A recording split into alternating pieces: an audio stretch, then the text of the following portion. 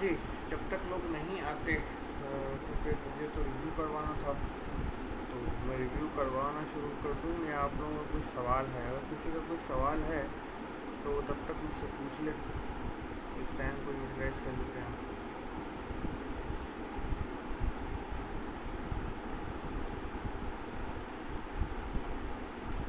जी रज़ा साहब। वालेकुम अस्सलाम, अल्लाह का शुक्र।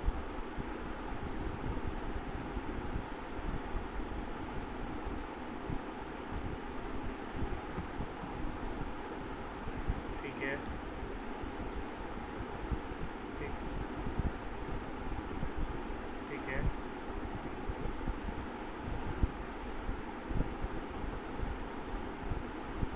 देखो अभी तक का जो सिनेरियो बिल्डअप हुआ है वो तो यही हुआ है कि टेक होम पेपर होगा। और टेक होम पेपर में मैं कोई ऐसी चीज़ तो दे नहीं सकता कि जो स्लाइड्स में लिखी हुई हो और आप कॉपी पेस्ट कर दो। तो आपकी लर्निंग को भी इवेलुएट किया जाएगा। जिसने क्विज़ अटेंड किए हैं सारे, जिसने सारे असाइनमेंट किए हैं ना, उसके लिए पेपर को खास मुश्किल होगा नहीं।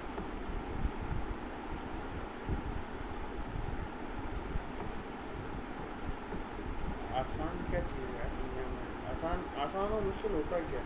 पहले तो ये कि जो चीज़ पढ़ाई हो और उसमें से ना पूछा हो, तो लर्निंग तो टेस्ट होगी, ये तो फॉर श्योर है। क्योंकि आपके टेक होम पेपर है, फिजिकल पेपर भी नहीं है, आपके पास हफ्ता होगा शायद उसको सॉल्व करने के लिए। तो इस सिनेरियो के अंदर तो फिर आसान पेपर करना मुश्किल है।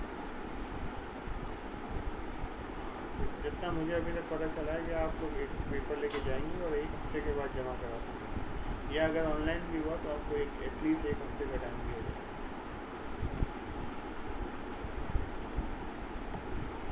ये अभी तक कंफर्म तो नहीं है, कल तक कंफर्म हो जाएगा। बट ये क्वेश्चन के अंदर तो जाना होगा, क्वेश्चन के अंदर तो जाना। जी चला था। हाँ, ज़्यादा क्या बोल रहे थे? हाँ हाँ, जून मई में कैसे हो सकता है? 28 मई तक तो गवर्नमेंट ने छुट्टियाँ दे दी। चला जी। वालेकुम अस्सलाम।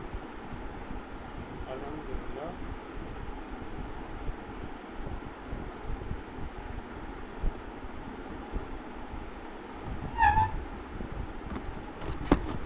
हाँ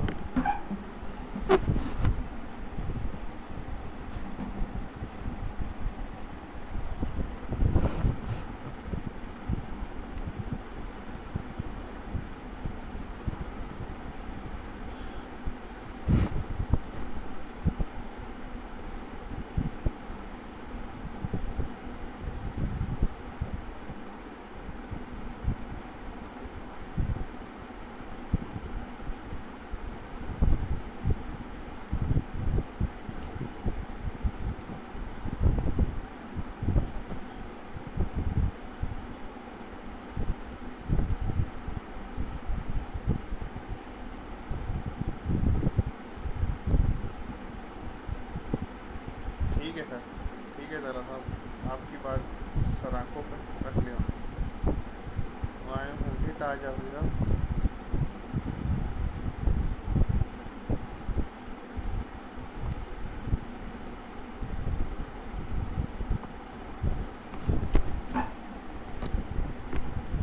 नहीं, टाइम तो उनके लिए बढ़ाया कि जिन्होंने जमा नहीं कराई, जिन्होंने करा दिया उन्होंने करा दी।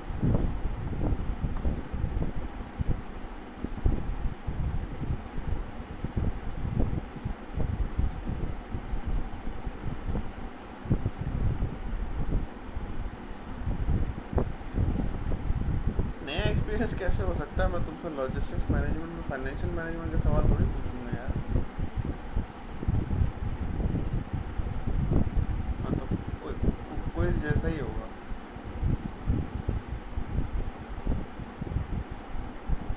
देखो मैं आसान आसान सी बात तुमको ये कहता हूँ कि आधे से ज़्यादा लेक्चर की तो हमारे पास रिकॉर्डिंग है, ठीक है ना? तो अगर पेपर की सही से प्रिपरेशन करनी है ना, तो एक दफ़ा तो रिकॉर्डिंग्स को ग्रुप में बैठ के, ख़ास तौर पर मैं बार बार हर क्लास में ये कहता हूँ कि जो काम करो ना ग्रुप में बैठ के करना, इंडिविजुअल नहीं कर पाओ। तो एक दफ़ा तो ग्रुप में बैठ के जो है ना, आप लोग वीडियोस देख लो जितनी आई हैं आपके पास। दूसरी बात यह है कि जो बच्चा क्लास अटेंड करता था, जो भी अब वो क्लास अटेंड कर रहा है, उसके ऊपर नोट्स बने हुए हैं या लिख रहा था, या उसको एटलीस्ट पता है कि कौन सी बात में क्या बात हुई है, उस बच्चे के साथ बैठो और उसके साथ एक दफ़ा रिव्यू कर लो। कोर्स को, जितना कोर्स वीडियो के अलावा है, जो वीडियो के अंदर है वो तो आपको आपके लिए आसान है, आप अकेले बैठ के भी वीडियो रिव्यू कर सकते हो। लेकिन जो वीडियो से पहले का 6-7 क्लासें जो हमने नॉर्मल नॉन कोविड टाइम पे की थी, उनके लिए आप ये है कि आप किसी के साथ बैठ के उसको एक दफ़ा रिव्यू कर लो और आपके लिए पेपर आसान होगा। क्योंकि अब देखो, अब जब टेक होम पेपर होगा या ऑनलाइन पेपर होगा ना, तो इस सिलसिले में तो फिर आपको भी पता है कि मैं कोई ऐसा सवाल आपसे नहीं कर सकता कि जो आप असाइनमेंट से या क्विज से या फिर प्रेजेंटेशन से उठा के छाप दो। अब मुझे उसके लिए उसके हिसाब का पेपर बनाना होगा, तो और वो भी तकरीबन 35-40 नंबर का पेपर होगा, तो उसके हिसाब से फिर आपसे सवाल होगा।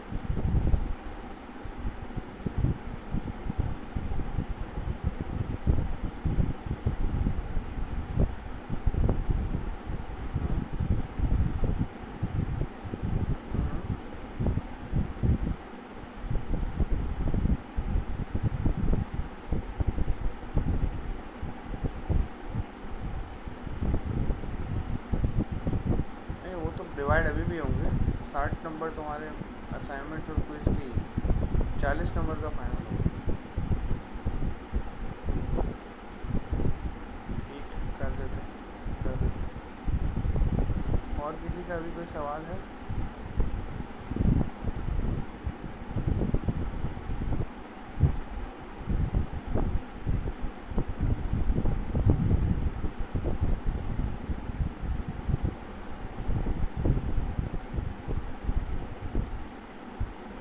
जी मुस्तफ़ा साहब,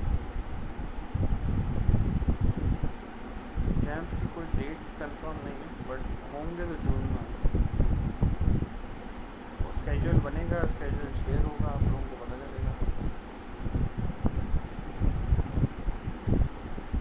चलें, अब तो है हम आपकी इस रात पे रिवीजन स्टार्ट करते हैं। थोड़ा सा कोशिश करते हैं कि जितना हम कर सकें आज, और अगर जो रह जाएगा उसकी अलग से वीडियो डाल देंगे।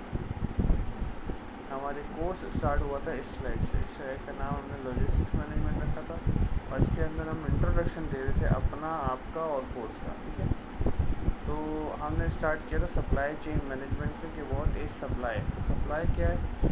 बेसिकली सप्लाई चेन मैनेजमेंट क्या है? सप्लाई और डिमांड के गैप को आपने फुलफ़िल करना है, और आपने इस फिनोमेना को याद रखना है कि अगर डिमांड गिरती है तो सप्लाई बढ़ जाती है, डिमांड गिरती है तो उसकी प्राइस उसके साथ साथ गिर जाती है, और अगर डिमांड बढ़ती है तो उसकी प्राइस साथ साथ बढ़ जाती है। ठीक है, तो ये अब प्राइस और प्राइस से डिमांड का क्या ताल्लुक है? आप प्राइस बढ़ाओगे तो हो सकता है कि आपकी सप्लाई फेल हो जाए, आपकी डिमांड के अंदर फ्लक्चुएशन आ जाएगी। अगर आप प्राइस गिराओगे तो हो सकता है आपकी सप्लाई बढ़ जाए और आपकी डिमांड फेल हो जाए। तो आपको ये दोनों चीज़ों को समझते हुए चलना है कि प्राइस का, सप्लाई का और डिमांड का क्या ताल्लुक है। ये नॉर्मल फिनोमेना है, इसको कोई यूनिक फिनोमेना मत समझो। अगर आप किसी चीज़ की प्राइस बहुत नीचे गिरा दें तो आपको अनसर्टेन किस्म की डिमांड आती है, आपकी सप्लाई उसको फुलफिल करने से कासिर हो जाती है। इसी तरीके से फिर हमने मैनेजमेंट को समझना शुरू किया था कि मैनेजमेंट क्या है। मैनेजमेंट के 3 डिफरेंट पर्सपेक्टिव देखे थे हमने। पहले था विजन, मिशन, स्ट्रेटजी और एक्शन प्लान। क्या सबसे पहले एक विजन स्टेटमेंट बनता है, उससे मिशन स्टेटमेंट बनता है, उससे हम स्ट्रेटजी बनाते हैं, एक्शन प्लान बनाते हैं, फिर उसको कैसे प्लान, कंट्रोल एंड ऑर्गेनाइज करते हैं, और प्लान, कंट्रोल एंड लीड करते हैं।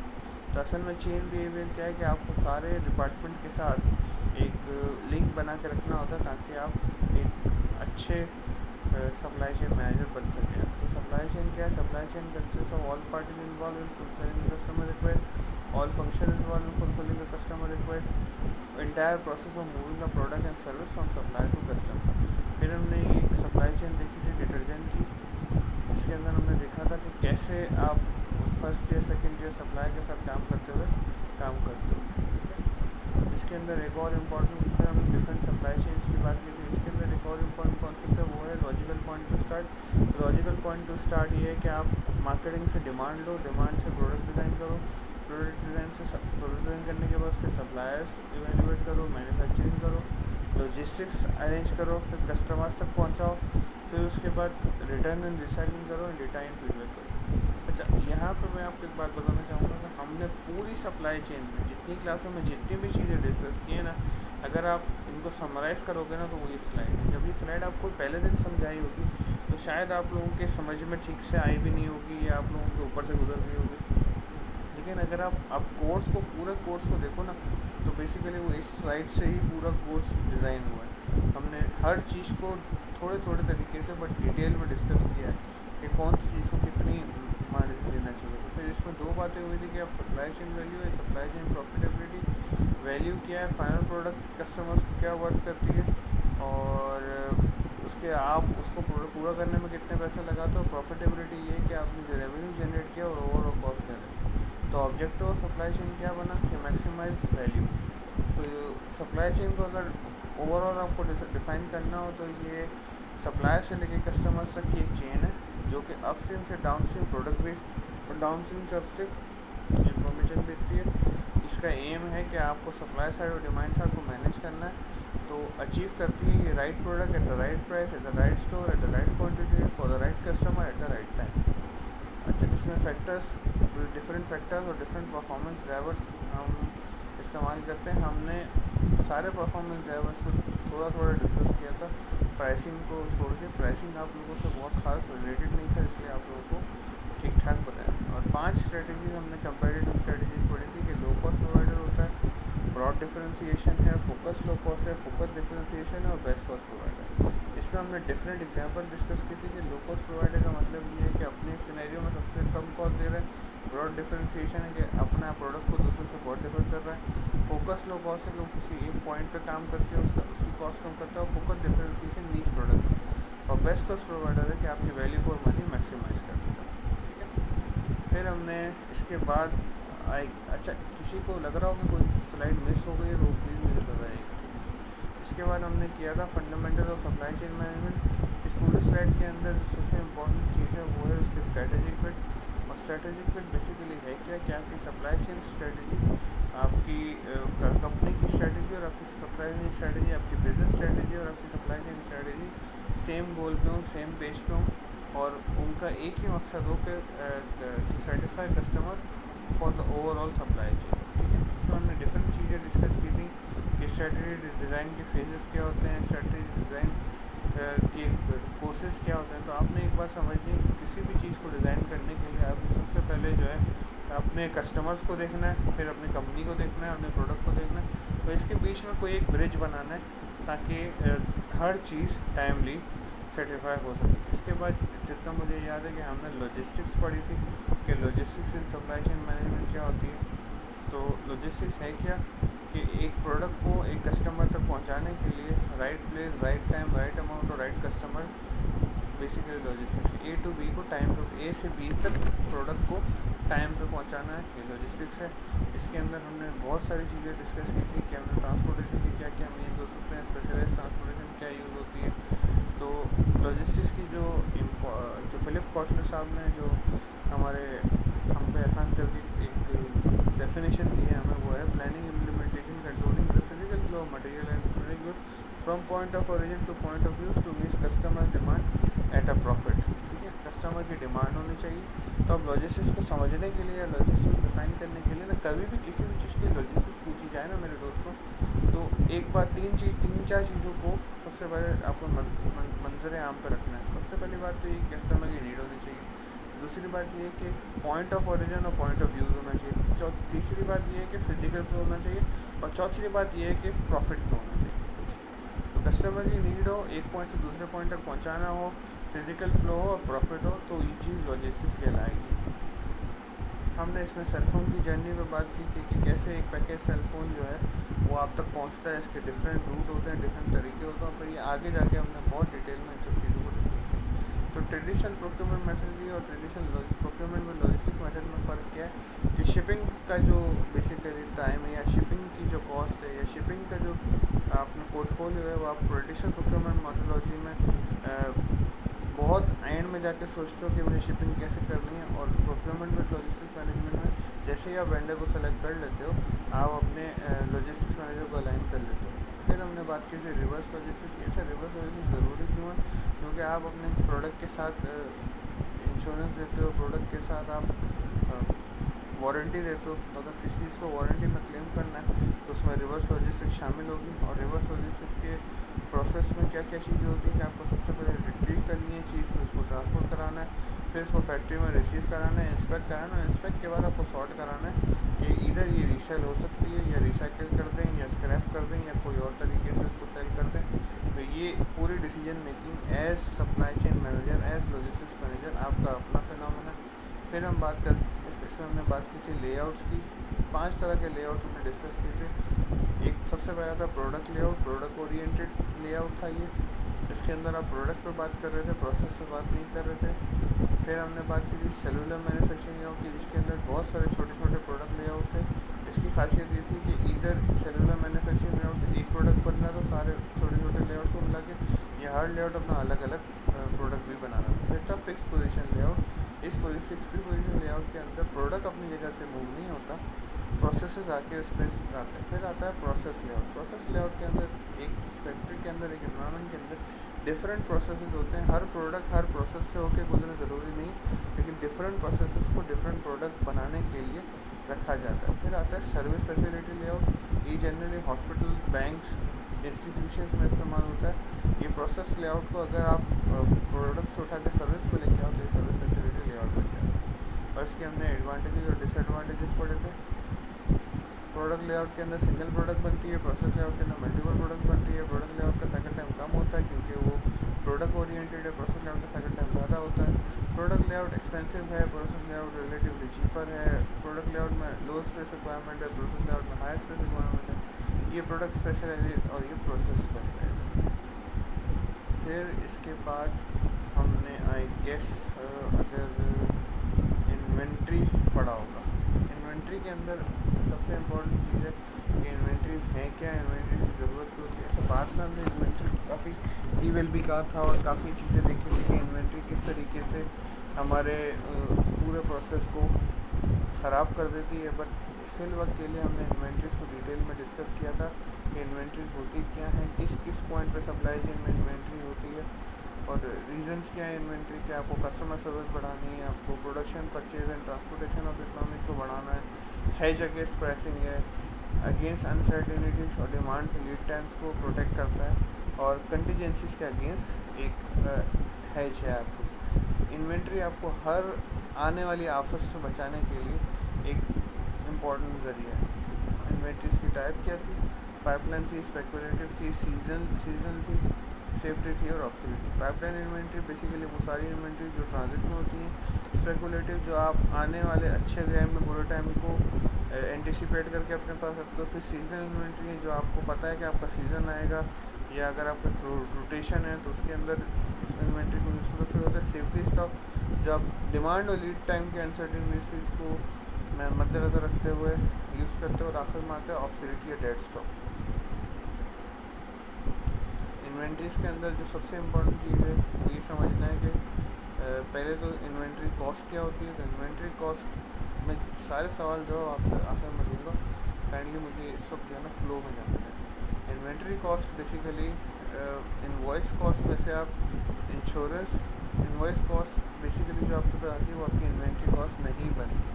इन्वेंट्री के लिए आपको ये बात समझना ज़रूरी है कि इनवॉइस कॉस्ट में आप इंश्योरेंस, स्टोरेज, फ्रेट और इंपोर्ट ड्यूटीज ऐड करते हो और अगर कोई डिस्काउंट एंड अलाउंस है तो उसको माइनस करते हो, तब जाके आपके पास इन्वेंट्री बनती है, इन्वेंट्री कॉस्ट बनती है। इस इन्वेंट्री के अंदर हम 3 चीज़ें डिस्कस की थी: FIFO, LIFO and weighted average. FIFO is first in first out, LIFO is last in first out and weighted average आप एवरेज कर देते हो सारी चीज़ों को। फीफो का मतलब ये है कि जो चीज़ पहले ख़रीदी वो पहले बिकेगी। लीफो का मतलब ये जो चीज़ आखिरी में ख़रीदी या आखिर में बनाई वो पहले बिकेगी। और वेटेड एवरेज में आप सब चीज़ों का एवरेज ले जाते हो। फिर हमने आखिर में बात की लोअर एंड कॉस्ट और मार्केट वैल्यू की, कि आप किसी प्रोडक्ट को, जब आपकी प्रोडक्ट इन्वेंट्री ऑब्सोलीट होने लगती है तो आप उसकी मार्केट कॉस्ट निकालते हो, उसकी प्रोडक्ट कॉस्ट निकालते हो और फिर एक वे आउट निकालते हो कि एक डिफरेंस, एक बफर बन जाता है कि जिससे आप एडिशनल ख़र्चा करके या एडिशनल मार्केटिंग करके या एडिशनल डिस्काउंट करके उस प्रोडक्ट को बेचने की कोशिश करते हो। फिर मेरे हिसाब से हमने डिस्कस किया होगा purchasing and supply chain management. Purchasing की क्यों इम्पोर्टेंट है, सबसे पहले तो ये आपकी वैल्यू और सेविंग बढ़ाता है। सप्लाई चेन मैनेजमेंट में आपकी वैल्यू बढ़ाने के लिए, सेविंग बढ़ाने के लिए सप्लाई चेन मैनेजर आपके पास सिर्फ परचेजिंग है। फिर आप रिलेशनशिप बिल्ड करते हो, इनोवेशन को ड्राइव करते हो, क्वालिटी एंड रेपुटेशन को इम्प्रूव करते हो, टाइम टू मार्केट आपका कम होता है। और कॉम्पिटिटिव एडवांटेज होता क्या है बेसिकली, कोई भी ऐसा एडवांटेज, कोई भी ऐसा पॉइंट कि जिससे आप अपने कंपटीटर पे एज लेके जा सको, उसको आप कंपेटिटिव एडवांटेज कहते हो। प्रोक्योरमेंट का प्रोसेस क्या होता है कि बाइंग, हम प्रोक्योरमेंट को डिफाइन करते हैं कि ये एक्ट है ऑब्टेनिंग और बाइंग गुड्स एंड सर्विसेज। आपको कोई गुड्स एंड सर्विसेज ऑब्टेन करनी है तो उसके लिए जो भी आप प्रोसेस स्टार्ट करोगे तो वो प्रोक्योरमेंट कहलाएगा। आपके लिए परचेज प्लानिंग है, इसमें स्पेसिफिकेशन डिटर्मिनेशन है। आप कोई भी चीज़ घर में भी ख़रीदते हो तो उसके लिए क्या क्या चीज़ें आपको इन्वॉल्व होती है। सबसे पहले तो आपको ये कि ख़रीदनी है नहीं खरीदनी, फिर आपको ख़रीदनी है तो क्या ख़रीदना है, कहाँ से ख़रीदना है, पैसे कौन देगा, नेगोशिएशन कौन करेगा, फिर अगर आप कोई चीज़ ख़रीद रहे हो तो उसकी लिस्ट कौन वेरीफाई करेगा, और घर के अंदर इन्वेंट्री कौन मैनेज करेगा कि अभी हमने कितने किलो खरीदना है। तो चीनी खरीदनी तो चीनी खरीदने के लिए भी ये सारे प्रोसेस होगा, दूध खरीदने के लिए भी ये सारा प्रोसेस होगा, घर खरीदने के लिए भी ये सारा प्रोसेस होगा, गाड़ी खरीदने के लिए भी ये सारा प्रोसेस होगा। तो ये प्रोसेस आप supply chain managers different form में यूज़ करते हो। इसके स्टेप्स क्या है, सबसे पहले तो आपको नीड आइडेंटिफिकेशन करनी है, फिर scope and timeline and requirement identify करना है, वेंडर आइडेंटिफाई करना है, scope and statement of work identify करना है, फॉर्मल नीड वेंडर्स को बतानी है, वेंडर को इवेल्युएट करना है, सिलेक्ट करना है, निगोशिएट करना है, और देन आखिर में उसको पीओ देके काम स्टार्ट करवाना है। तो ये प्रोक्योरमेंट साइकिल को अगर हम डिफाइन करें तो ये नीड आइडेंटिफिकेशन से स्टार्ट होती है, फिर request for indent and quotation आप देते हैं, पीओ जनरेट करवाते हैं, वेरिफिकेशन और डिलीवरी कराते हैं, और आखिर में पेमेंट रिक्वेस्ट की प्रोसेस कराते हैं। फिर मैंने आपको बताया था कि मैकडॉनल्ड्स पाकिस्तान में परचेजिंग और प्रोक्योरमेंट में कैसे करते हैं। नेगोशिएशन टैक्टिक्स आपको बताई थी कि सबसे पहले आप अपने प्रायोरिटीज़ को रैंक करें, अपना पहला ऑफ़र रखें, बहुत लो ना जाएं, टारगेट प्राइस पता होनी चाहिए, फेयर एंड लीजेबल होना चाहिए, अटैक करना अगर आपको कभी ज़रूरत पड़े तो आप अपने पॉइंट पर रैंक करें, डेडलाइन करें, और आखिर में आप डिले टैक्टिक यूज़ कर सकते हैं अपनी प्रोक्योरमेंट को बचाने के लिए। फिर हमने बात की थी इंपोर्ट्स की। इंपोर्ट्स का मतलब क्या है कि आप इसको जुरिसडिक्शन में लेके आ रहे हो, अक्रॉस नेशनल बॉर्डर होना चाहिए और एक्सटर्नल सोर्स से होना चाहिए। अपनी जुरिसडिक्शन में लेके आ रहे हो, अपनी कस्टडी में लेके आ रहे हो, नेशनल बॉर्डर क्रॉस करके लेके आ रहे हो, और एक्सटर्नल सोर्स से लेके आ रहे हो। इम्पोर्टर बनने के लिए आपको किन किन डॉक्यूमेंटेशन की ज़रूरत है, उसमें NTN है, करंट बैंक स्टेटमेंट है, STRN है, और चेंबर ऑफ कॉमर्स का मेंबरशिप सर्टिफिकेट। अच्छा, import procedure normal procurement procedure जैसा ही होता है, सिर्फ इसके अंदर चीज़ें क्या क्या ऐड हो जाती हैं कि आपने पहले वेंडर सेलेक्ट किया, उसके साथ कॉन्ट्रैक्ट साइन किया, शिपिंग एग्रीमेंट की, कस्टमर क्लियरेंस कौन करवाएगा, टैरिफ पेमेंट कौन करेगा, और डिलीवरी पहुँच हो जाएगी। ठीक है, तो नॉर्मल प्रोक्योरमेंट प्रोसेस के अंदर फिर आप शिपिंग ऐड कर देते हो, कस्टम क्लियरेंस ऐड कर देते हो, और टोटल टैरिफ आपको पे करना होता है इम्पोर्ट्स का। नॉर्मल प्रोक्योरमेंट प्रोसीजर को उठा के इम्पोर्ट पर रखा, सिर्फ आपने एडिशनल एक्स्ट्रा लॉजिस्टिक्स जो है, जो कि इंपोर्ट प्रोसीजर कहलाएगा, वो आपको पूरा करना होता है, तो आप इंपोर्ट प्रोसीजर कंप्लीट करते हो। तो पेमेंट टाइप्स क्या थी इसके अंदर, सबसे पहले थी कैश इन एडवांस, फिर थी ओपन अकाउंट, फिर थी कंसाइनमेंट, फिर थी letter of credit. Cash in advance का मतलब एडवांस दे दिया, ओपन अकाउंट का मतलब कि सेलर जो है आपको सामान भेज दिया, फिर आप उसको पेमेंट कर दो। कंसाइनमेंट के कि आप सेलर ने आपको सामान भेज दिया, बिकने के बाद जो है वो आप सेलर को भेजते हो। लेटर ऑफ क्रेडिट सबसे ज़्यादा यूज़ है कि एक बायर का बैंक होता है, एक सप्लायर का बैंक होता है, और इन दोनों के दरमियान डॉक्यूमेंटेशन होती है। तो LC क्लियरेंस के डॉक्यूमेंट्स क्या क्या हैं भाई, आपको LC को क्लियर करने के लिए जो डॉक्यूमेंट चाहिए वो है proforma invoice, packing list, airway bill अगर आपका एयर शिपमेंट आई है, और बिल ऑफ लेडिंग अगर शिपिंग शिपमेंट आई है, और सर्टिफिकेट ऑफ ओरिजिन, COAB कहते हैं। आप इनवॉइस मंगेंगे, पैकिंग लिस्ट मंगाएंगे, एयरवे बिल मंगेंगे, और सर्टिफिकेट ऑफ ओरिजिन। फिर हमने बात की थी टाइप्स ऑफ पेपर्स, इसमें थी इररिवोकेबल जो कि चेंज नहीं हो सकती, रिवोकेबल जो कि चेंज हो सकती है। स्टैंड बाय बैंक गारंटी की तरह है कि अगर बैंक इसमें जो है कहता है कि अगर LC बायर ने नहीं एग्री की तो मैं कर दूँगा कन्फर्म LC। इसके अंदर एक कंफर्मिंग बैंक ऐड हो जाता है कि जो कहता है कि अगर दोनों ने कंफर्म की तो मैं पेमेंट करूँगा। सिर्फ कंफर्म बैंक के डालने की वजह क्या होती है कि बायर का बैंक और सप्लायर का बैंक जब एक दूसरे को नहीं जानता तो कंफर्मिंग बैंक ऐड आता है जो तो दोनों को दो बैंक को जानता हो और वो दो बैंक दो बायर को जानते हो। अनकन्फर्म एलसी इसके अंदर बैंक जो इशू कर रहा है ना एलसी, वो जो भी बैंक होगा, चाहे वो सेलर का बैंक हो चाहे वो कंफर्म बैंक हो, वो उसका लायबल होगा पेमेंट का। और ट्रांसफरेबल एलसी, इस एलसी के अंदर आप अज्यूम करते हो कि सेलर कहता है कि आपने जब पेमेंट करनी है तो मुझे ना करें किसी और पार्टी को कर दें, तो ऐसे सिनेरियो में आप ट्रांसफरेबल एलसी बनाते हैं। पेमेंट एट साइड का मतलब है एलसी बैंक में पहुंच गई, उसके 7 दिन के अंदर पेमेंट हो जाएगी, सामान आया या नहीं आया उससे कोई ताल्लुक नहीं है। डिफर्ड पेमेंट एलसी, इसके अंदर आप एक क्लॉज डाल देते हो कि सामान आने के एक हफ्ते के बाद 10 दिन के बाद आप पेमेंट करेंगे, तो ऐसे सिनेरियो में वो डिफर्ड पेमेंट होती है। और अगर आपको इंपोर्ट्स के अंदर आपको एडवांस पेमेंट भेजनी है तो आप रेड क्लॉज एलसी लगाते हो जिसके अंदर आप एडवांस पेमेंट का ऑप्शन रखते हो। तो एलसी का प्रोसेस क्या था? एलसी का प्रोसेस ये 8 पॉइंट थे। सबसे पहले कॉन्ट्रैक्ट जाता है, कॉन्ट्रैक्ट जाने के बाद दूसरी इंपॉर्टेंट चीज़ क्या होती है कि बायर जो है सबसे पहले सेलर को कॉन्ट्रैक्ट भेजता है और अपने बैंक को कहता है कि मुझे क्रेडिट इशू करो। इसके बाद इशूइंग बैंक जो बायर का बैंक होता है वो क्रेडिट भेज देता है एक्सपोर्टर के बैंक को, और वही एक्सपोर्टर का बैंक फिर क्रेडिट का लेटर उठा के सेलर को भेज देता है। सेलर जो है वो गुड्स डिलीवर करता है और डॉक्यूमेंट अपने बैंक को भेज देता है।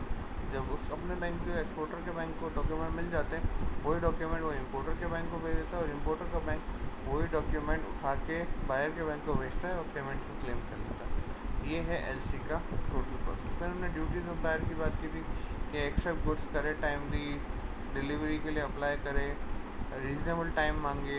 तो जितनी भी चीज़ें इसमें डिस्कस हैं वो एक इम्पॉर्टेंट ड्यूटीज़ ऑफ बायर है, बायर्स का एसओपी है बेसिकली। फिर हमने बात की थी मेक और बाय डिसीजन की कि मेक और बाय डिसीजन होता क्या है। यहाँ पे हमने बहुत क्लियरली डिस्कस किया था कि मेक और buy decision only depends upon cost. आपकी कॉस्ट अगर आपकी इंटरनल चीज़ों में ठीक है तो आप उसको मेक करेंगे वरना आप बाय कर लेंगे। इसमें सिंपल बात ये है कि आप आउटसोर्सिंग कब करेंगे। यहाँ पे एक बात इम्पॉर्टेंट है जो समझना ज़रूरी है कि you never outsource your core competencies. Core competencies को कभी भी आप आउटसोर्स नहीं करेंगे। आउटसोर्सिंग और सब कॉन्ट्रैक्ट में क्या फ़र्क था? आउटसोर्सिंग में लॉन्ग टर्म कॉन्ट्रैक्ट, सब कॉन्ट्रैक्ट शॉर्ट टर्म होता है। फिर हमने बहुत सारी टाइप्स ऑफ आउटसोर्सिंग पढ़ी थी। ये मेक और बाय एग्जाम्पल पढ़ी थी कि अगर आपको कोई प्रोडक्ट $150 पर डे पे मिल रहा है और $1000 पे आप उसको जो है खरीद सकते हैं और $50 $1000 डिलीवरी कॉस्ट लगेगी, तो आपको 12 दिन के लिए क्या करना चाहिए और 12 दिन से कम के लिए क्या करना चाहिए। तो ये हमने एग्जाम्पल डिटेल में देखी थी। अगर किसी को एग्जाम्पल समझ में ना आए तो मुझे प्लीज़ बताइएगा। इसके बाद हमने इनको टर्म्स पढ़े। हाँ जी, इनको टर्म्स का मतलब है इंटरनेशनल कमर्शियल टर्म्स। बेसिकली जब आप इम्पोर्टेड आइटम्स में डील कर रहे हो तो, या आप international borders cross border dealing कर रहे हो तो आप इंटरनेशनल कमर्शियल टर्म्स को यूज़ करते हो अपने प्रोडक्ट्स को, अपनी परचेजिंग को सिक्योर करने के लिए। इंटरनेशनल कमर्शियल टर्म्स दो ग्रुप में डिवाइडेड है। पहला ग्रुप जो है वो सी, वाटर, एयर इसी के लिए भी यूज़ कर सकते हैं, लेकिन दूसरे ग्रुप को आपको सी के लिए यूज़ करना है। इनको टर्म्स के अंदर आपने एक बात ध्यान रखनी है कि इनको international commercial terms basically define क्या करती हैं? Risk, reward and cost. Risk किसका कहाँ पे ट्रांसफ़र हो जाएगा, प्रोडक्ट कहाँ से कहाँ पे जिम्मेदारी बन जाएगी, और कॉस्ट कहाँ से कौन बेयर करेगा, बायर एंड सप्लायर। ठीक है। एक्सेस का मतलब कि आपने प्रोडक्ट उठा के फैक्ट्री के बाहर रख दिया, इसके बाद सारा रिस्क एंड रिवॉर्ड बायर का है। फ्री कैरियर, इसका मतलब आपने कैरियर पे उठा के रख दिया, इसके बाद सारा रिस्क एंड रिवॉर्ड बायर का है। कैरियर पेड टू, इसके अंदर आपने फ्री कैरियर तक रख दिया और बायर की पोर्ट तक कैरिज पे कर दिया। रिस्क बायर का है, रिवॉर्ड बायर का है, सिर्फ जो है ट्रांसपोर्ट जो है वो सेलर पे करेगा। Carriage and insurance paid to, इसमें इंश्योरेंस और कैरिज दोनों पे करेगा, बट जैसे शिप पर रख देगा रिस्पॉन्सिबिलिटी बायर की हो जाएगी। इसका मतलब अगर इंश्योरेंस क्लेम करने की नौबत आई तो क्लेम बायर करेगा। डिलीवरी एट टर्मिनल, इसका मतलब है कि टर्मिनल को उठा के डिलीवरी करनी है, टर्मिनल तक का सारा रिस्क, सारा रिवॉर्ड और सारी रिस्पॉन्सिबिलिटी सेलर की है। डिलीवर्ड एट पोर्ट इसका मतलब डिलीवर्ड एट प्लेस का मतलब ये है कि पोर्ट से निकाल के किसी प्लेस तक जो कि बायर नॉमिनेट करेगा वहाँ तक की रिस्क एंड रिवॉर्ड इसमें सेलर की है। और डिलीवर ड्यूटी पे इसके इन बाकी दो के अंदर ड्यूटीज़ बायर पे करेगा पोर्ट पे होने के बाद, लेकिन इस सिनेरियो के अंदर ड्यूटी भी सेलर पे करेगा बायर के पोर्ट। फ्री अलॉन्ग अब आती है शिपमेंट वाली, तो उसमें थी फ्री अलॉन्ग साइड शिप कि जहाँ शिप के ऊपर रख के जो है वो बायर की ज़िम्मेदारी ख़त्म हो जाती है। शिप से पहले रख के, शिप पे नहीं रख के, शिप से पहले की जिम्मेदारी सेलर की है, शिप के ऊपर रखने की जिम्मेदारी सेलर की नहीं। फ्री ऑन बोर्ड में शिप पे रखने की जिम्मेदारी भी सेलर की है। कॉस्ट एंड फ्रेट, बेसिकली इस सिनेरियो के अंदर आप कॉस्ट और फ्रेट पे करते हो और बाकी सारी जिम्मेदारियाँ बायर की होती हैं। और कॉस्ट, इंश्योरेंस एंड फ्रेट, इसके अंदर कॉस्ट और इंश्योरेंस आप पे करते हो, मीन्स आप फ्रेट कॉस्ट पे करते हो, इंश्योरेंस कॉस्ट पे करते हो, बाकी सारी जिम्मेदारियाँ बायर की हैं। अच्छा, रिस्क मैनेजमेंट हम लोगों ने पढ़ा था क्लास,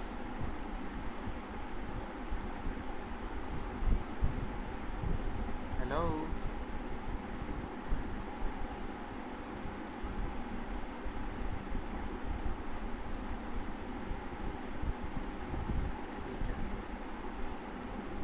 तो रिस्क मैनेजमेंट सप्लाई चेन के अंदर बेसिकली दो तरह के रिस्क होते हैं सप्लाई चेन में, इंटरनल रिस्क और external risk. Internal risk basically क्या है, आपके इंटरनल जो प्रोसेस के अंदर जो भी रिस्क होते हैं, इसमें मैन्युफैक्चरिंग रिस्क है, कोई चीज़ बनाओ या ना बनाओ, बिजनेस रिस्क है कि मैं इस बिज़नेस को करते हुए किस किस से मतलब एक्सपोज कर रहा हूँ अपने आप को, और प्लानिंग और कंट्रोल रिस्क है। और एक्सटर्नल रिस्क के अंदर आपका डिमांड रिस्क है कि आपकी डिमांड फ्लक्चुएशन है, सप्लाई फ्लक्चुएशन है, और एनवायरमेंटल रिस्क है।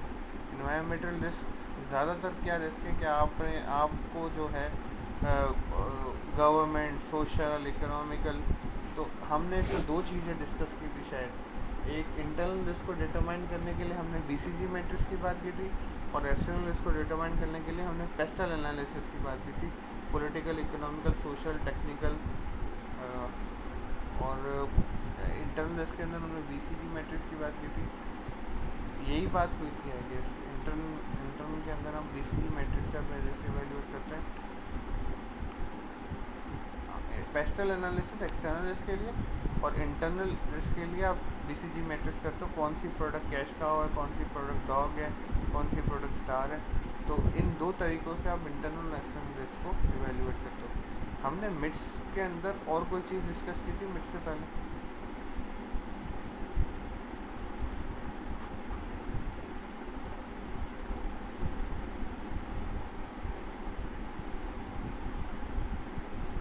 ट्रांसपोर्टेशन लेआउट कौन से?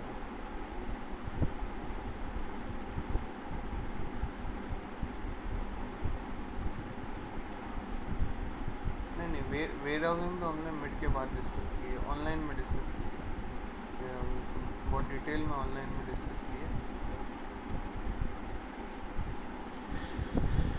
हाँ जी सुमेरा,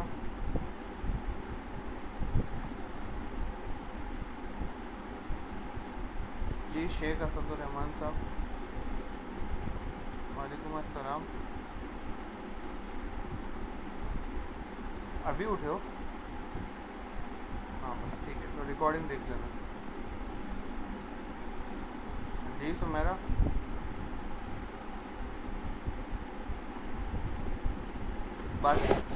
बाकी किसी को आवाज़ का प्रॉब्लम आ रहा है भाइयों?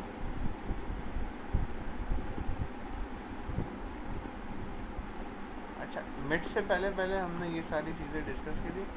मिड्स के बाद जो हमने डिस्कस किया था, हमारा जो डिस्कशन स्टार्ट हुई थी ना, वो इस स्लाइड से स्टार्ट हुई थी, बुलियन इफेक्ट से, और फिर हमने इसमें ही वेयर हाउसिंग को डिस्कस किया था, ठीक है।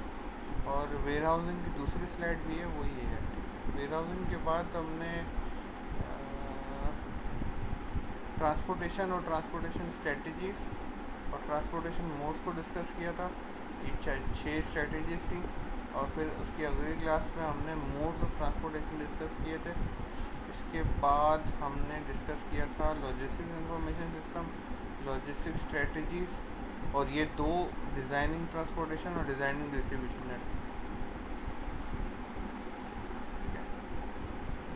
तो मिड से पहले का मैंने आपको पूरा रिव्यू दिया एक, और मिड के बाद के आपके पास सारी वीडियो लेक्चर्स अवेलेबल हैं। अभी हम 15 मिनट के लिए ओपन टू क्वेश्चंस हैं, जिसको अगर कोई चीज़ समझ में नहीं है। अच्छा, आप लोगों के लिए मैं ये कर सकता हूँ कि पेपर से पहले 1 या 2 दिन पहले हम आधे घंटे की कोई एक कॉल रख लेंगे या यूट्यूब ऑनलाइन रख लेंगे।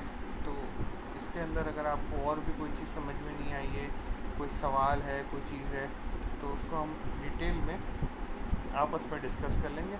लेकिन ये जो सेशन होगा ये पेपर से 1 या 2 दिन पहले होगा, ताकि तब तक आप खुद भी इसको डिटेल में समझ लें, पढ़ लें। देखो, पेपर 35 से 40 नंबर का है, ओपन बुक है और टेक होम है, तो वैसा ही होगा।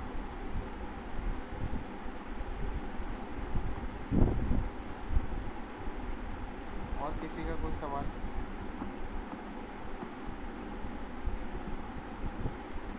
ठीक सुमेरा।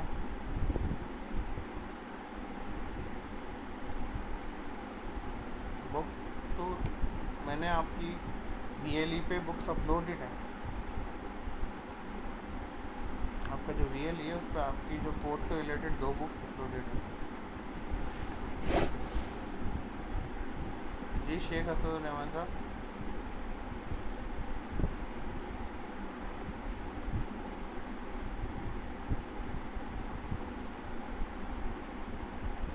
देखो, मेरे पास इकरा यूनिवर्सिटी मेन कैंपस की कोई पॉलिसी नहीं है। इकरा यूनिवर्सिटी गुलशन कैंपस के अंदर ये है कि आपका जो क्विज़ एंड असाइनमेंट है, इसकी 60-65 नंबर की मार्किंग है और इसके बाद 35 नंबर का पेपर है। तो ग्रेड आएगा आपका, पास फेल नहीं है। ABCDEF जो भी आपको मिलना है मिलेगा। ठीक है, तो असाइनमेंट क्विज़ जिसने जमा करा दिए हैं उसको मैं इंशाल्लाह ईद के फ़ौरन बाद तक आप लोगों की 60 नंबर की इवैल्यूएशन भेज दूँगा कि 60 नंबर में से कितने हैं। इसके बाद आप पेपर देने बैठिएगा तो आपको पेपर नंबर चल जाएगा, तो पेपर में 40 में से कितने आएंगे तो आपके पास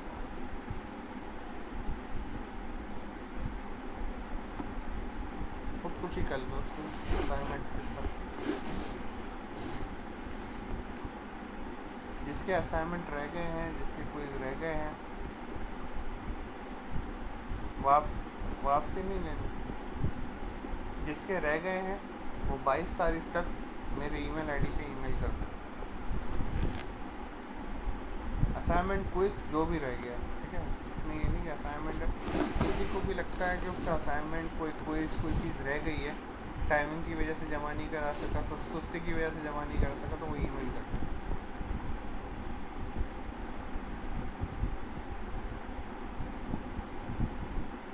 पहला असाइनमेंट जो आप लोगों ने फिज़िकली जमा कराया था ना, वो आपके CR से मैंने रिसीव कर लिया। तो जिसने भी फिज़िकली जमा कराया था तो मेरे पास फिज़िकल असाइनमेंट है उसका।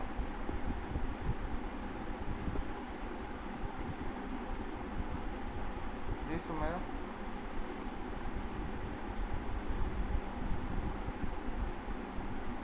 हाँ, मैं ये चेक करके आप लोगों को 1-2 दिन में अपडेट कर दूँगा। अगर किसी का कोई असाइनमेंट कोई चीज़ मेरे पास नहीं आई होगी ना, तो मैं एक एक्सेल की फ़ाइल शेयर करूँगा जिसमें लिखा हुआ होगा। तो जिसको नज़र आए कि मेरा कोई चीज़ नहीं पहुँची तो वो ईमेल कर दें मुझे। बिल्कुल।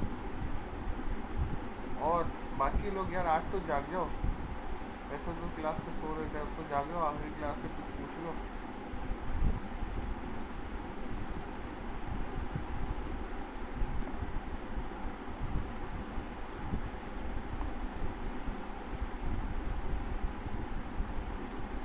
अभी 40 नंबर के लिए 8-10 क्वेश्चन तो होने चाहिए।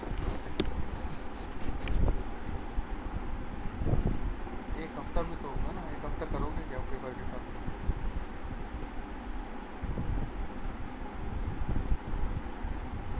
जी शेख साहब।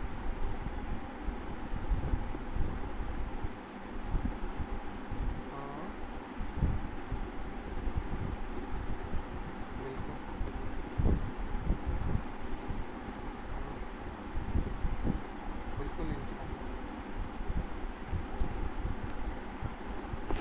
यार डेफिनेशन तो लगता है कि मैं तुमको जो है ओपन बुक और ओपन असाइनमेंट को इसके अंदर मैं तुमको डेफिनेशन दूंगा।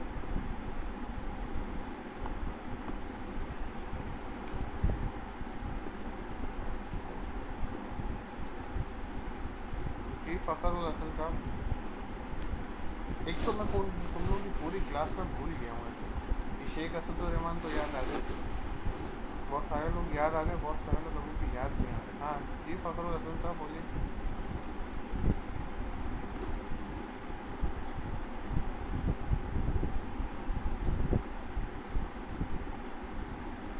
जी सुनैरा बोलिए।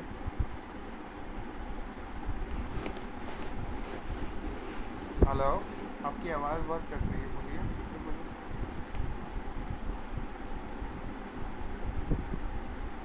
पेपर से एक या 2 दिन पहले, 2 दिन पहले आप उसको जनरेट कर दो कि 2 दिन पहले या 3 दिन पहले एक सेशन का टाइम मैं डिस्कस करके आपको व्हाट्सएप पे अपडेट कर दूँगा, ठीक है।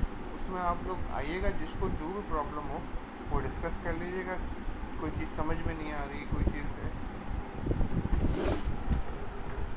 और इससे पहले भी अगर ड्यूरिंग आपको लगता है कि ड्यूरिंग योर प्रिपरेशन आप लोगों को कोई सवाल है या कोई चीज़ समझ में नहीं आ रही है, किसी चीज़ में शदीद कन्फ्यूजन है, तो आपके पास मेरा नंबर है, आप ग्रुप पे पूछ सकते हैं, मुझे प्राइवेटली पूछ सकते हैं, मुझे कोई प्रॉब्लम नहीं है, मैं आपको इंशाल्लाह जवाब दूँगा।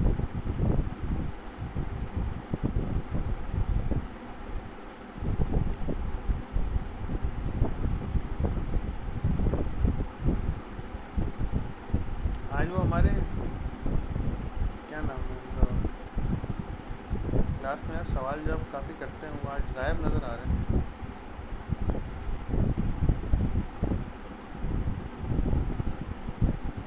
वालेकुम अस्सलाम जी जतिंदर कुमार साहब, अल्लाह का शुक्र।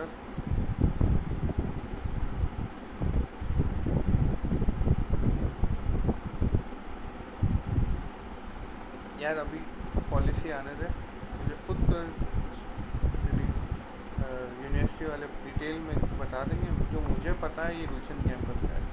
अभी ये पॉलिसी फाइनल होके नहीं आई है, बट होगा ऐसा ही कुछ, क्योंकि अब ऑनलाइन ही लेना है पेपर, तो ऑनलाइन 1 घंटे का पेपर हो नहीं सकता, तो अब होगा तो ये इसी तरीके से होगा कि टेक होम पेपर होगा, आप लोगों के पास आराम से टाइम होगा उसको कर लेना। मुश्किल लग रहा है।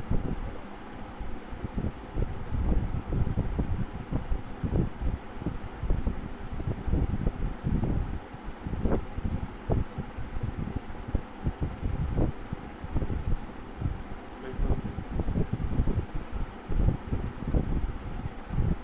बिल्कुल बिल्कुल,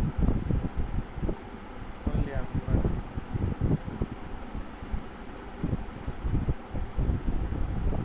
हारून, जाग रहे हो?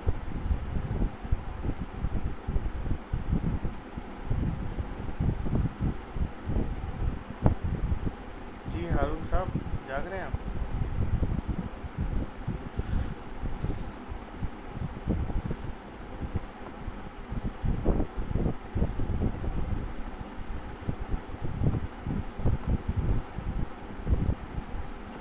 तो किसी और का कोई सवाल नहीं है, इसका मतलब मैं यहाँ ये समझ लूँ। फ़खरुल हसन साहब, आपको बार बार अनम्यूट कर रहे हैं, आपकी आवाज़ नहीं आ रही। हाँ असद बोलो, शेख असद साहब बोलो।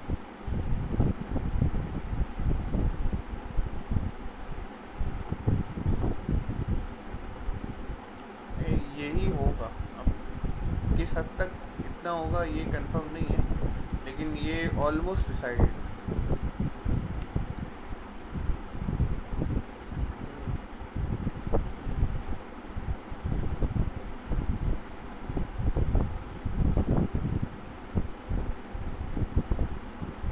क्या मतलब?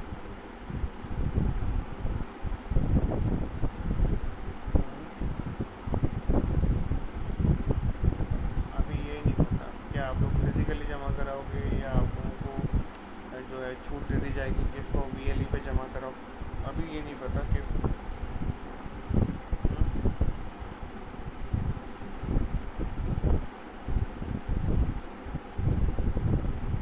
Teacher by teacher by teacher by for sure बात करो। वैसे ये भी आपके लिए बहुत मुश्किल हो जाएगी, आपको क्या लग रहा है, मज़ा आ रहा है आपको? हाँ बिल्कुल।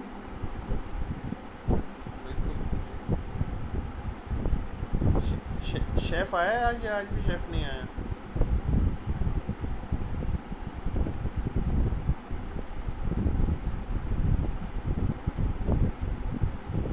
हाँ हाँ बोलो बोलो। हाँ बिल्कुल।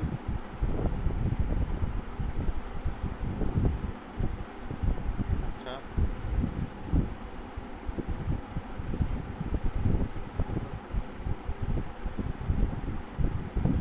नेहा,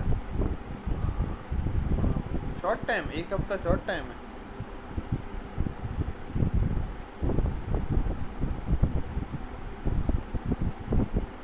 बिल्कुल बिल्कुल। बिल्कुल बिल्कुल शॉर्ट टाइम होगा। देखो बात सुनो, 40 नंबर है, ऐसे तो बटने नहीं है, ठीक है ना। जेडीसी के दस्तरखान पर तो नंबर बट नहीं रहे, कि जिसको भी आएगा मिल जाएगा, ठीक है। तो मुझे इतना तो करना है ना कि जो क्लास में आया है, जो बेचारा ऑनलाइन होके मेरे लिए सुबह सुबह बैठा है, जो बेचारा हर क्लास ले रहा है, क्लास में सवाल कर रहा है, उसको उसके फेयर एंड जस्टिफाइड मार्क्स तो मिले ना। तो ऐसा करूँगा कि मैं आपको ज़्यादा पेनफुल नहीं होगा, बट आसान भी नहीं होगा, दैट इज़ फॉर श्योर। कोई बहुत आसान, बहुत हलवा, कोई बहुत मज़े का पेपर नहीं होगा। होगा मुश्किल, होगा टफ, तैयारी करनी पड़ेगी। तैयारी करो, क्योंकि रमज़ान में पूरा पूरा रमज़ान आप लोगों के साथ गुजारा है मैंने, और हर हर संडे को उठना मेरे लिए कितना मुश्किल है, ये मैं भी जानता हूँ। जितनी मेहनत मैंने की है, रिकॉर्डिंग्स तो आपको अब मिली है, मैं तो आपको पहले दिन से दे रहा हूँ।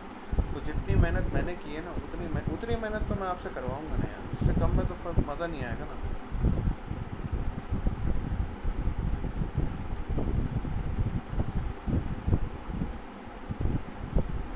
मिड के बाद की वीडियोस देख लो, ठीक है ना। मैंने ये बात क्लास के शुरू में भी की थी, अभी फिर से जो हमारे लेट लतीफ़ आए हैं उनके लिए कर देता हूँ कि देखो, मिड से पहले का मैंने सारा रिवाइज़ आपको करवा दिया। एक छोटी सी रिव्यू दी है, बहुत बड़ा रिवीजन नहीं, छोटा सा रिव्यू दिया है। तो बहुत सारी चीज़ें स्किप हो गई हैं, तो वो आपको अपने नोट्स में से देखनी होगी। तो आपको पेपर की तैयारी करनी ना, तो दो तरीके हैं। पहले तो ये कि मिड के बाद की जितनी चीज़ें आपके पास वीडियो लेक्चर में अवेलेबल हैं, एक मरतबा बैठ के उन वीडियो लेक्चर्स को देख लो। ख़त्म, मिड के बाद ख़त्म हो गया। मिड से पहले के लिए 4-5 लड़कों का ग्रुप बनाओ, और किसी ऐसे लड़के के पास चले जाओ कि जिसके पास मिड से पहले का लेक्चर अवेलेबल हो, उसके साथ बैठो, 4-5 घंटे लगाओ, सारी चीज़ें एक दफ़ा बैठ के डिस्कस करो, आपकी तैयारी इंशाल्लाह बहुत अच्छी होगी।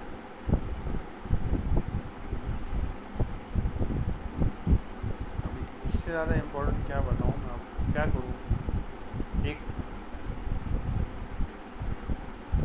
एक रिव्यू स्लाइड बना के मैं आपको दे दूँगा, जिसमें आपको पता चल जाएगा कि क्या क्या चीज़ है, कौन मतलब इन स्लाइडों में बहुत सारी चीज़ें ऐसी हैं कि जो आपके लिए रेलिवेंट नहीं है। उन चीज़ों को मैं निकाल के एक रिव्यू स्लाइड बना दूँगा।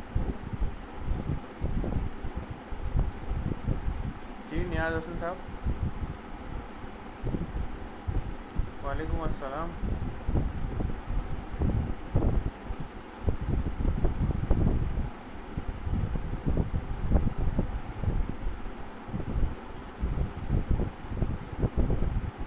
बिल्कुल पॉसिबिलिटी है, 100% पॉसिबिलिटी है।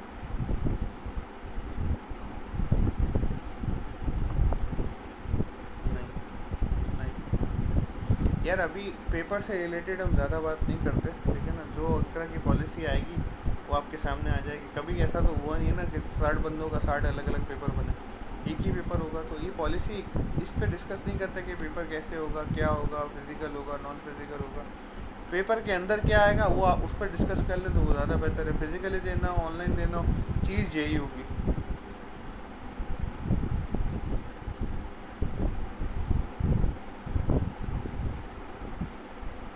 100% लॉजिकल होगा। आपकी नॉलेज को, आपकी नॉलेज को, आपकी लर्निंग को टेस्ट करेगा, फॉर श्योर ये बात होगी।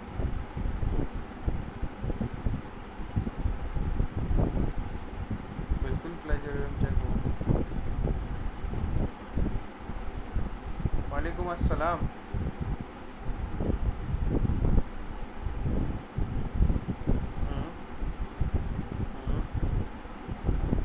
यार ये मैं कोशिश कर रहा हूँ कि आपको एक ही दफ़ा चेक करके शेयर कर दूँ, तो मुझे सिर्फ ईद तक का टाइम दे दो। ईद तक जो है इंशाल्लाह जो है मैं ईद के दिन तक, ईद से पहले तक मैं पूरी कोशिश करके आपको ये बता दूंगा कि किसने असाइनमेंट दिया है, किसने नहीं दिया, और किसने दिया है तो कितने नंबर हैं, ताकि तो आइडिया हो जाए आपको अपना। बिल्कुल भी। और अगर अभी किसी को लग रहा है ना कि मेरा कुछ रह गया, तो खुद ईमेल कर दे।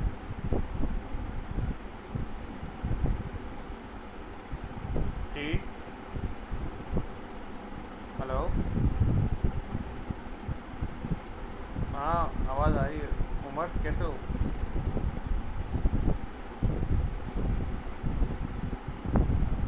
बिल्कुल बिल्कुल।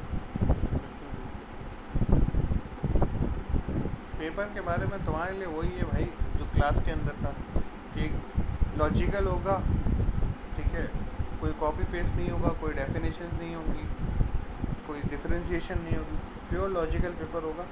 तो जो क्लास में आया है वो कर लेगा, जो नहीं आया है वो नहीं करेगा, सिंपल सी बात है। बाकी इस पूरे लेक्चर की रिकॉर्डिंग मैं आपको दे दूँगा, तो उसको भी देख लेना एक दफ़ा, तो आपको समझ में आ जाएगा क्या बात है। जून।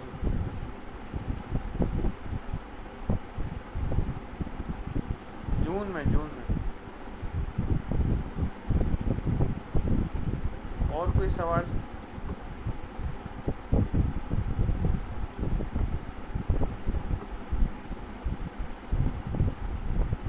बिल्कुल। अच्छा, आप लोगों को मैं आखिरी बार फिर से अनाउंस कर दूं कि एक रिव्यू स्लाइड मैं आपको बना के शेयर कर दूंगा, नंबर 1। नंबर 2 ये कि सारी चीज़ें VLE पे अपलोडेड हैं। अच्छा, इसमें से जो चीज़ें नहीं पढ़ा सका वो VLE से मैं रिमूव कर दूंगा, तो जितनी स्लाइड्स VLE पे होंगी, इसका मतलब है कि वो सारी स्लाइड्स इंपॉर्टेंट है, वो सारी स्लाइड्स पेपर में आएंगी। रिव्यू स्लाइड मैं आपके साथ शेयर कर दूँगा। आज में हमने मिड से पहले का सब रिव्यू कर लिया, तो इसकी वीडियो भी आप लोगों को मिल जाएगी। Last but not the least, आखिरी पेपर वाला दिन जो भी आपका होगा, जो भी आपकी पेपर की डेट आएगी, उससे 1 या 2 दिन पहले हम एक 30-40 मिनट का सेशन रख लेंगे, कि जिसके अंदर आपकी सारी क्वेरीज, अगर कोई चीज़ आपको समझ में नहीं आ रही तो वो हम डिस्कस कर लेंगे, ठीक है। Thank you so much class, आप लोग के साथ बड़ा मज़ा आया, ये सेमेस्टर गुजर गया। अल्लाह आप लोगों को खुश रखे, अपना ख्याल रखिएगा। फिर इंशाल्लाह आप लोगों से रब्ता रहता है व्हाट्सएप पे। खुदा हाफिज़।